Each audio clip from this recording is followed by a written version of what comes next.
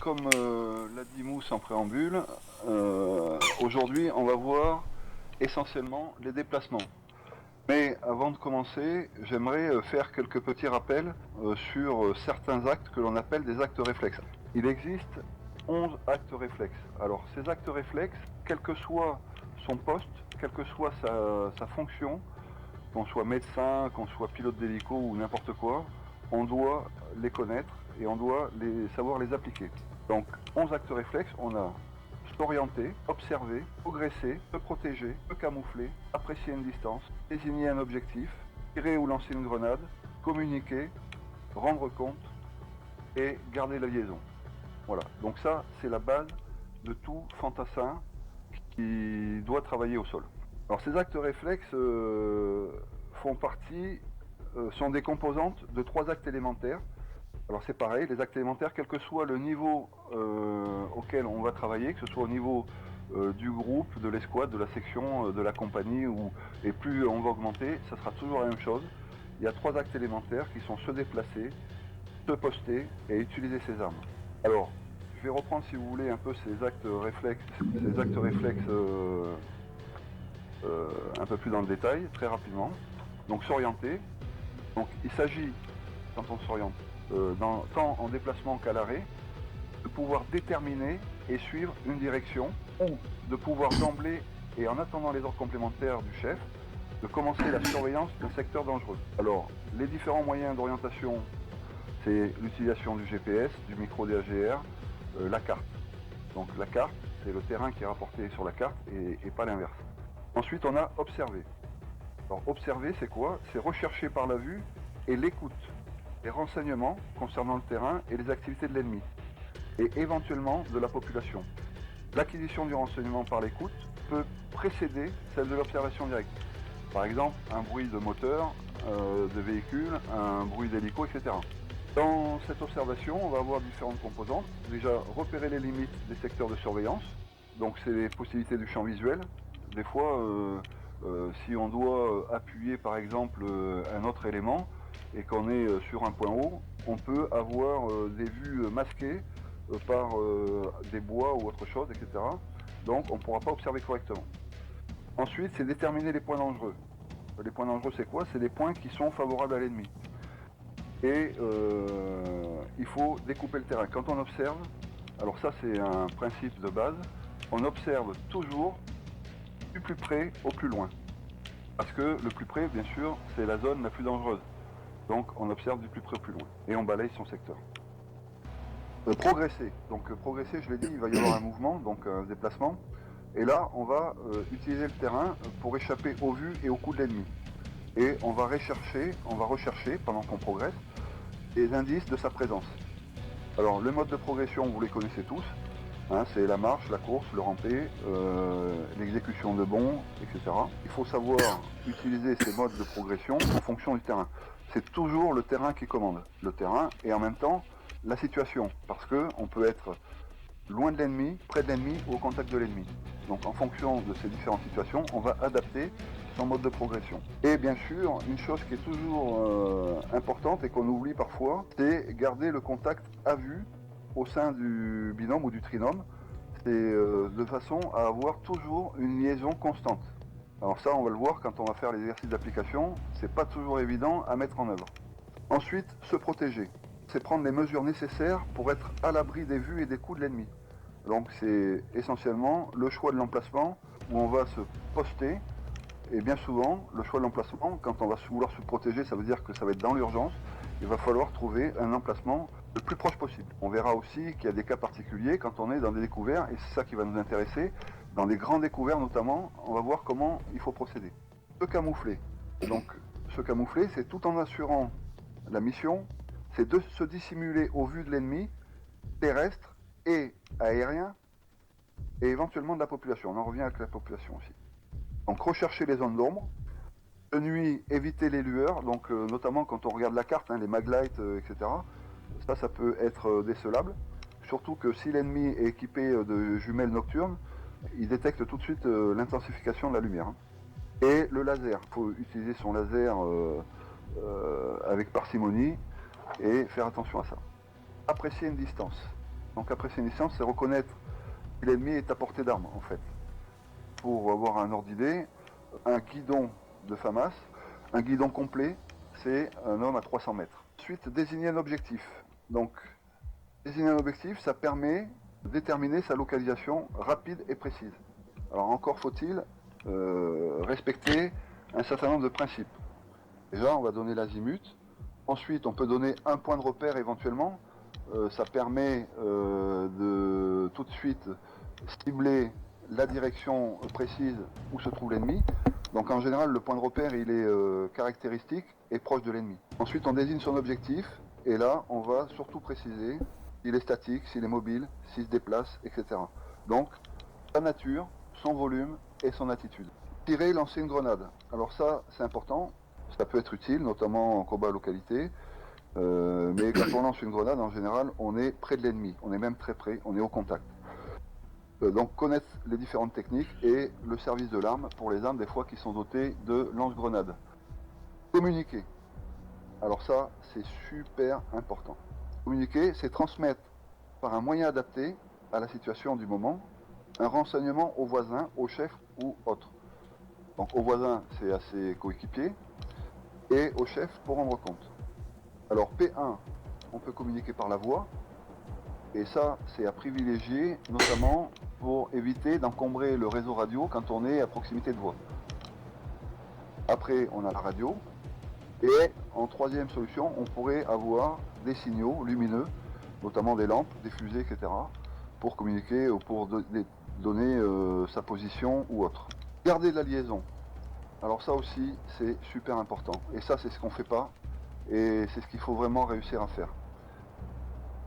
Se déplacer dans la direction générale, ou se poster, en gardant la liaison à vue ou en vue d'assurer, il faut garder la liaison à vue pour assurer une protection de ses coéquipiers.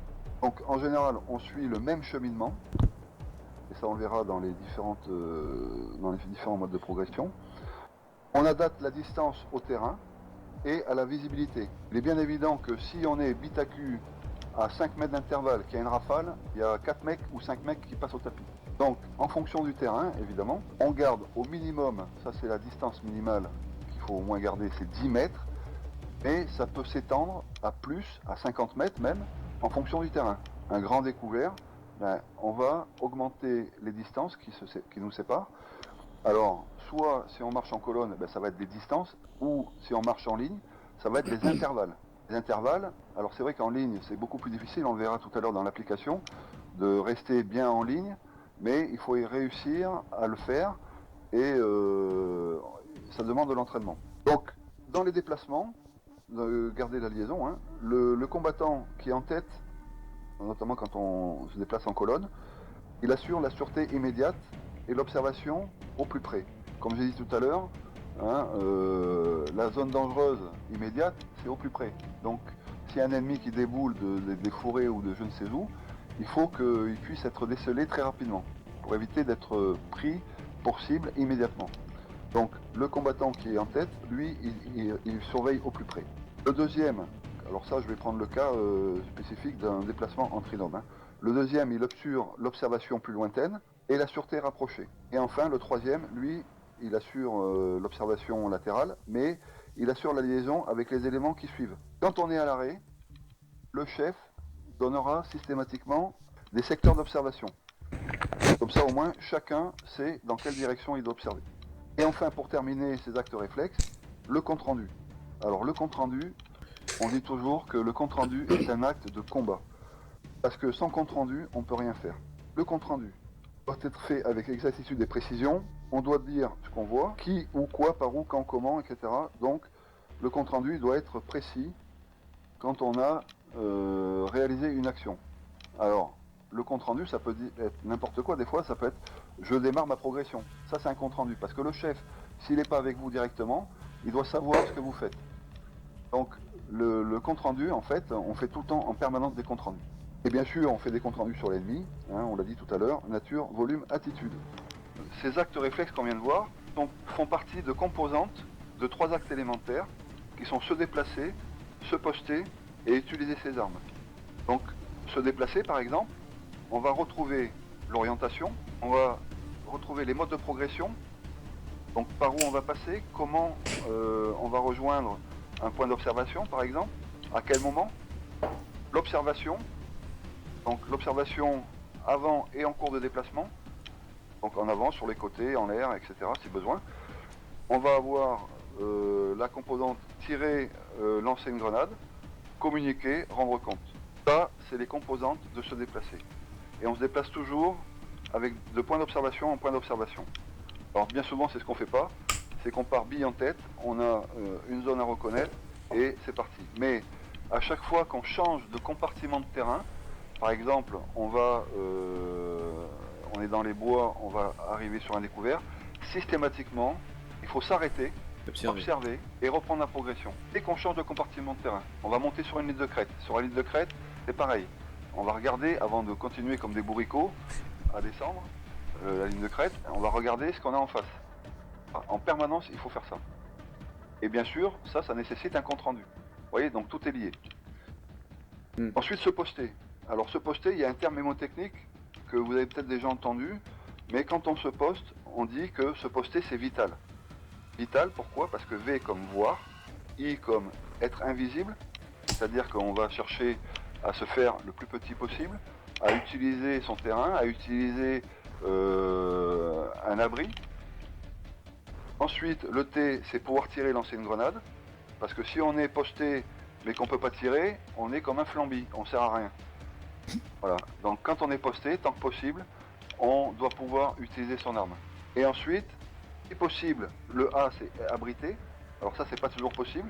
On le verra quand on est dans un grand découvert, comment faire. Et le L, le vital, c'est être en liaison. Donc vous voyez que la liaison, ça revient toujours, c'est hyper important.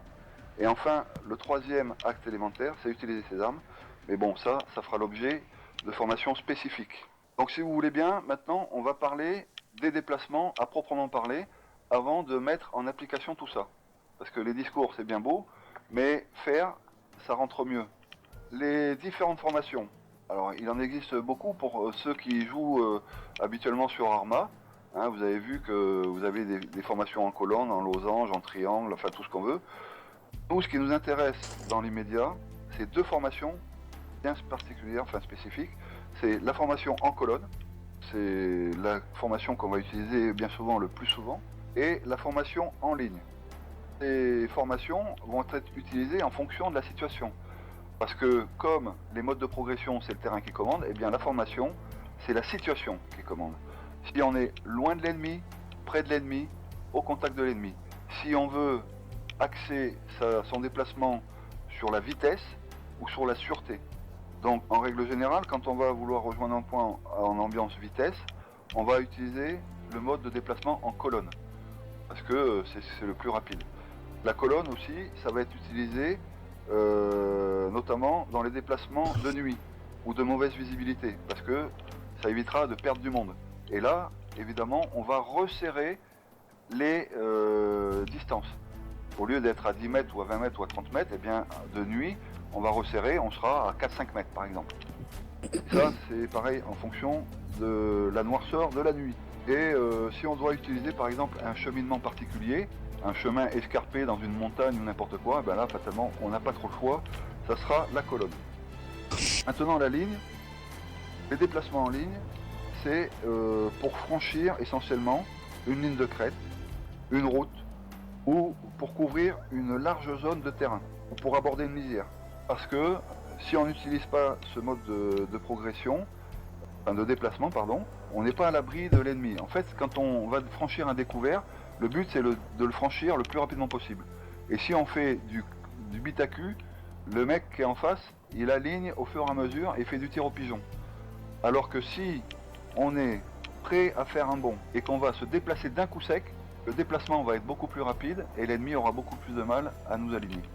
On a vu les formations qui nous intéressent. Maintenant, les modes de progression. Donc les modes de progression, ça on l'a déjà travaillé, c'est la progression en tiroir et en perroquet. Donc je vais demander à Mousse s'il veut bien venir m'aider. Donc Mousse, tu vas te mettre, s'il te plaît, devant moi. dans l'autre sens. Voilà. Donc là, on est en colonne et je vais vous montrer ce que c'est que le tiroir et le perroquet. Alors le tiroir, c'est un déplacement. Moi, je suis en deuxième position. Donc je vais rejoindre l'emplacement de mousse. Ensuite, une fois que je serai là, je vais me mettre en appui. Et là, Mousse va pouvoir entamer sa progression. Donc c'est parti, tu fais 5-6 mètres. Voilà. Donc Mousse est arrivé à un point particulier, donc en règle générale, de préférence un abri. Et il est en mesure de m'appuyer.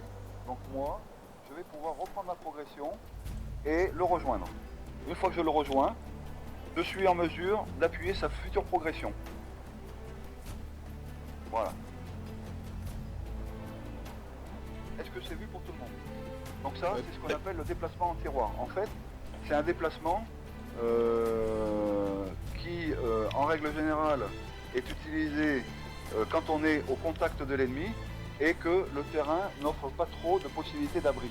On est assez limité à gauche et à droite, donc on va profiter de l'abri de son camarade pour l'appuyer et progresser. On va voir un autre mode de déplacement, de progression, qui est le perroquet.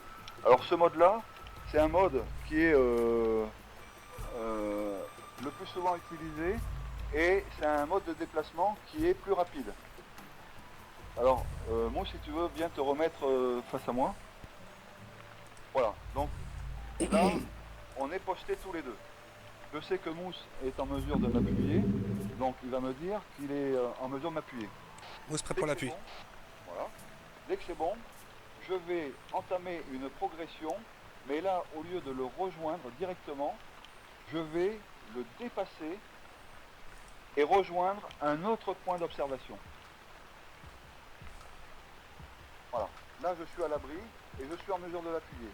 Et lui, à mon top, quand je lui dirai que je suis en mesure de l'appuyer, ok Mousse, c'est bon, il va pouvoir reprendre sa progression et retrouver un abri.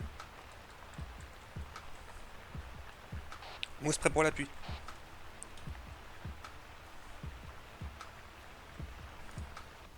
Et je vais le dépasser. Alors, attention dans ce genre d'opération, il y a ce qu'on appelle la ligne de vie. Il est bien évident que je ne devrais à aucun moment, vas-y Mousse, mets-toi en position s'il te plaît, je ne devrais à aucun moment faire ce mouvement. Parce qu'il est en mesure de m'appuyer, donc ce qui veut dire que s'il est en mesure de m'appuyer, il est en mesure de délivrer des feux, des tirs. Voilà. Et si je passe devant, et je vais ramasser. Donc je reste toujours en parallèle de sa position. Je vais faire une critique générale partant de ce que j'ai vu moi avec l'élément qui était avec moi et ensuite je laisserai la parole à Mousse pour qu'il donne lui aussi son point de vue. Alors, globalement, c'est vraiment satisfaisant et on se rend compte tout de suite que les déplacements en colonne, malgré tout, sont beaucoup plus fluides. C'est beaucoup plus fluide, c'est à limitation, c'est propre, c'est net. Alors vous, je pense que vous vous en êtes rendu compte aussi.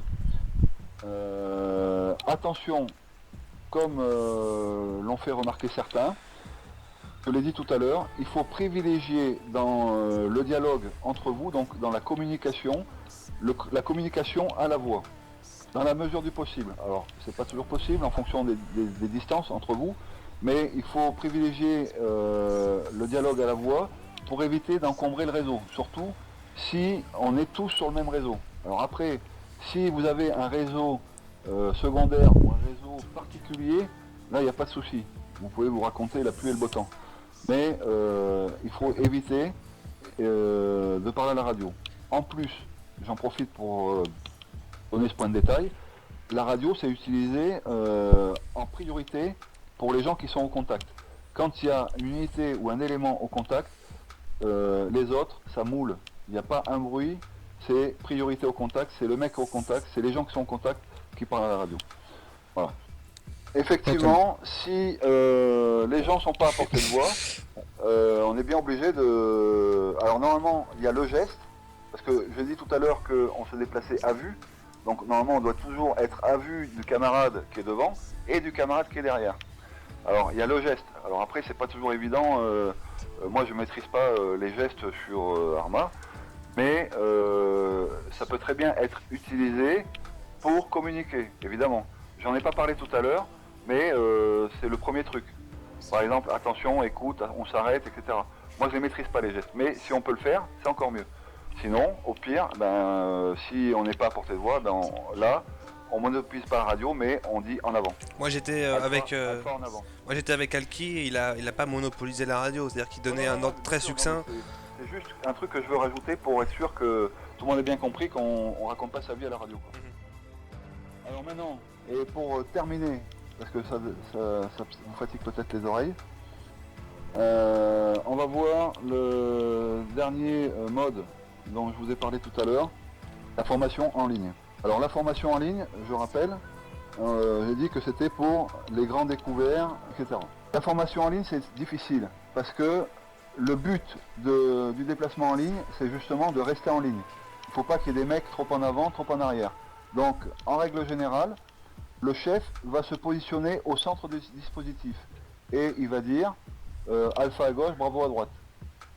Voilà. Donc chacun sait de quel côté il est par rapport au chef. Ensuite, on va donner un intervalle.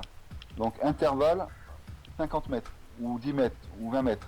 En fait, là, dans un grand découvert face à moi, là, on peut prendre des intervalles assez importants, parce que plus l'intervalle est grand, plus on assure notre sécurité. Mais plus c'est difficile de garder la liaison. Donc en fait, si vous voulez, il faut faire des compromis. En règle générale, 20 mètres, c'est bien. 20 mètres, 10-20 mètres, c'est bien. Le déplacement dans le découvert, quand c'est un grand découvert comme ça, alors ça va peut-être surprendre certains. Dans la réalité, c'est une discussion que j'ai eue avec Mousse là-dessus. Là, en plus, il y a une grande distance à parcourir, hein, si on va tout droit. Donc, on va privilégier un déplacement en ligne. Ça va couvrir un maximum de secteurs d'observation, parce que la direction dangereuse, c'est la direction dans laquelle on marche, mais on va se déplacer en marchant. Pourquoi? Parce que en temps normal, on peut avoir un sac à dos. S'il y a 600 mètres à faire, 600 mètres en courant, je peux vous dire que quand vous allez arriver au bout, vous allez être content quand ça va s'arrêter. Alors là, dans Arma, ça fausse un peu le truc, parce que là, on peut le faire en courant. Mais si on le fait en courant, ça va être difficile de maintenir les alignements. Donc, il ne faut pas hésiter à marcher aussi de temps en temps, malgré le fait que ce soit un découvert. Alors, il est bien évident que si c'est un petit découvert, hein, comme je l'ai dit tout à l'heure, il faut s'exposer le moins longtemps possible. Là, en revanche, on va être prêt à franchir ce découvert. Donc là, on sera arrêté face au découvert en ligne et non plus en colonne, parce que le commandement qui sera donné, on a vu donc en ligne sur le franchissement d'un petit découvert, le franchissement d'un point particulier qui peut être un carrefour dangereux, un changement de compartiment particulier, le franchissement d'une crête, etc., etc. Donc il y a toujours une phase, on se positionne, on se remet, on se réarticule. Donc si on était en colonne, là on va se mettre en ligne. Il y a une phase d'observation, il y a un commandement préparatoire. Quand tout le monde est prêt, tac, au top, ça décolle. Et là, on rejoint le point qui a été donné. Si c'est un franchissement d'une grande zone de découvert comme on avait face à nous et qu'on est en situation loin de l'ennemi, là, tout en progressant, le chef peut faire un changement de formation. C'est-à-dire que là, on est en colonne, il y a des gens derrière moi. Je annonce à tous changement de formation en ligne, alpha à gauche, bravo à droite. Mais on continue de marcher. Et là, tout le monde vient se positionner en progressant. Et là, on continue la progression normale. Et quand on arrivera à une zone qui ne nécessite plus cette formation en ligne, changement de formation en colonne, alpha devant, je me trouve au centre, bravo derrière. Très rapidement, quand on fait un assaut, contrairement aux idées préconçues, l'assaut il se fait toujours en marchant et non pas en courant. L'assaut il se fait en ligne et en marchant, parce qu'en marchant on peut utiliser son arme. Voilà. Là, par exemple, je vous fais une démonstration. Non, je vais la faire, Joe, je vais la faire. Ouais, voilà, ça sera mieux. Voilà, donc là, il se déplace en marchant, et là, il peut tirer. Voilà, donc, il peut tirer. Hop, ok. Alors que si il court, comme ça, là, je peux pas tirer.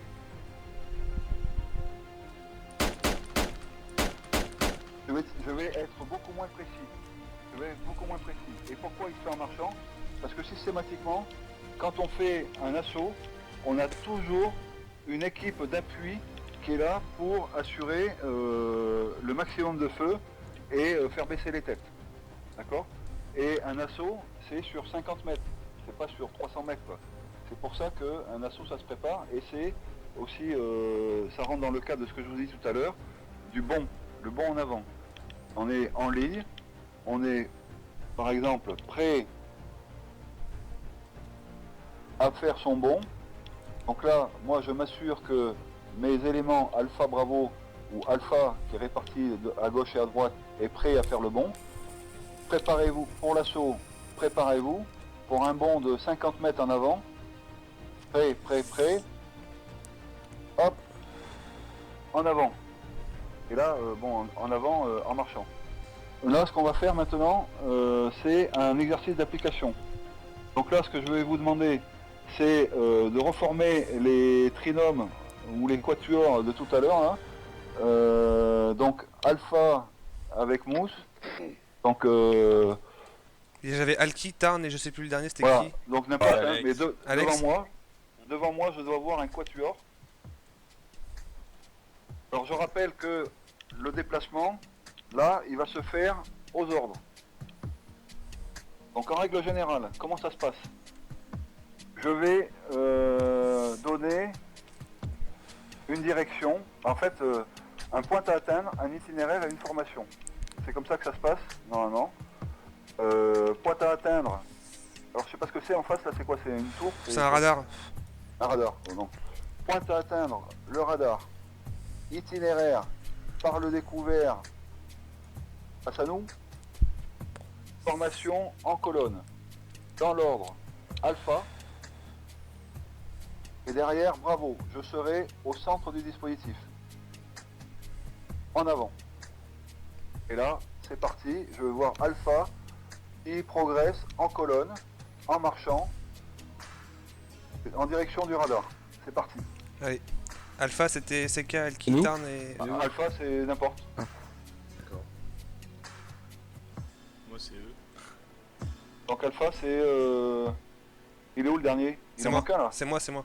Ah, Ini, vas-y. Non, c'est moi, c'est Mousse, c'est Mousse. Ah, c'est qui? C'est Mousse? Ouais. Ok, Mousse. Combien d'espacement on avait dit? Ouais, 10 mètres, c'est bon. Donc là...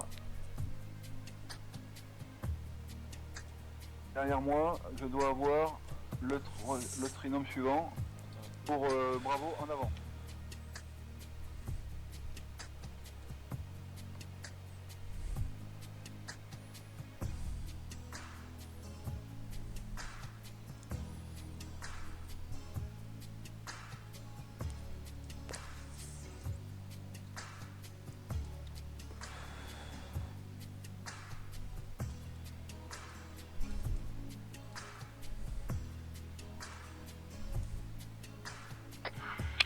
À tous, changement de formation. Alpha à gauche, bravo à droite. Formation en ligne. Intervalle entre chacun 10 mètres.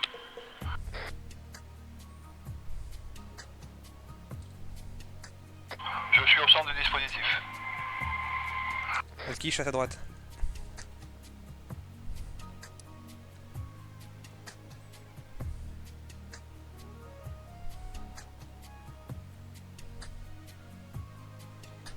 Attention à bien garder les alignements, on jette un coup d'œil à gauche à droite et on continue à marcher dans la direction dangereuse.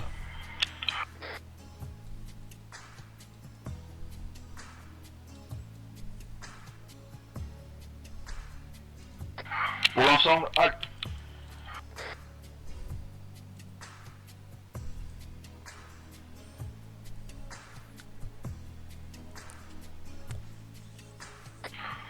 tous, préparez-vous pour faire un bond jusqu'au radar. Un bond en courant de 50 mètres. Préparez-vous. Et annoncez prêt. Alpha, bravo. Tarn reçu. Mousse reçu. Équipe prêt. Alex reçu. Uni prêt. Citron reçu. Mato reçu. À tous, en avant.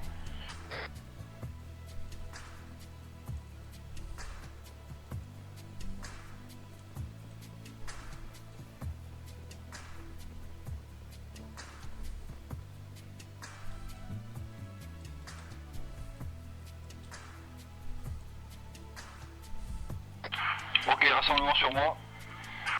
En fait, je vais vous expliquer un truc, une astuce. Alors, on appelle ça tomber en garde. Ça veut dire que là, j'ai donné comme ordre d'aller jusqu'au radar. Et en fait, il faut, ça sera pas précisé, ça sera jamais précisé d'ailleurs, mais il faut dépasser le radar de 4-5 mètres. Et une fois qu'on a dépassé le radar, on est tombé en garde. C'est-à-dire qu'on est soit couché, soit à genoux, mais prêt à utiliser son arme face à la direction dangereuse. Et on doit se retrouver, normalement, si je regarde à gauche et à droite, dans la même formation, c'est-à-dire en ligne. On n'a pas changé de dispositif. Même Donc si on n'est pas normalement... couvert. Comment ? Et même si on n'est pas couvert. Ouais, non, mais là c'est un exemple. Là, si vous voulez, c'est pour vous expliquer le principe. Parce Ça, que, c'est pour vous expliquer le principe. parce que si tu veux, là tu nous as donné l'ordre d'aller jusqu'au radar. Bon, c'est fait. Tu nous as dit qu'on devait dépasser de 4-5 mètres environ, de s'allonger, de s'accroupir, ok, mais là en l'occurrence, on est carrément découvert à 4-5 mètres après le radar. Non, mais attends, je réexplique. Là, c'est un exemple.